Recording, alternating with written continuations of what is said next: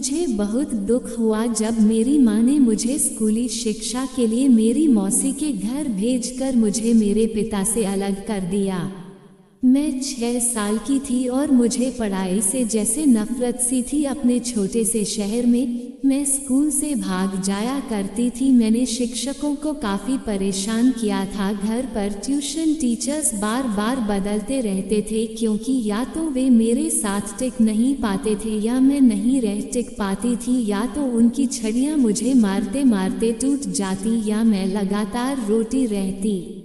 मेरे पिता मुझसे ज़्यादा ही लाड करते थे, इसलिए उन्हें मुझे रोते हुए देखना नापसंद था। उन्होंने मुझे ना पढ़कर भी अपने पास रखने का मन बना लिया था और मेरी माँ से कहा कि वह मुझे पढ़ाई के लिए परेशान ना करें।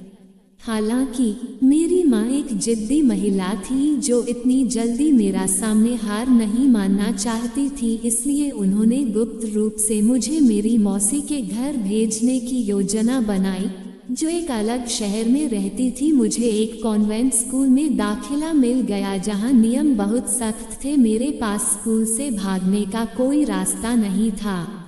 शुरू में मुझे इससे नफरत थी। मुझे अपने पिता की बहुत याद आती थी और जब भी वह मुझसे मिलने आते थे तो मैं उनकी बाहों में सिसकने लगती थी। यह हम दोनों के लिए कठिन समय था।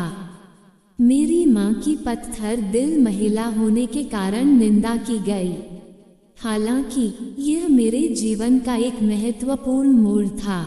वहाँ कुछ जादू सा काम किया और मैं किताबों के प्रति जिज्ञासु और मोहित हो गई। तभी से कक्षा में प्रथम रैंक प्राप्त करना मेरा एकमात्र लक्ष्य बन गया।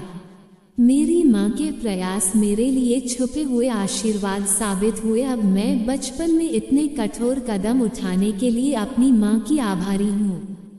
दोस्तों कहते हैं पूत कपूत हो सकते हैं पर माता कभी कुमाता नहीं होती। इसी कहावत को साबित करती ये नफरत नामक छोटी सी कहानी आपको जरूर पसंद आई होगी।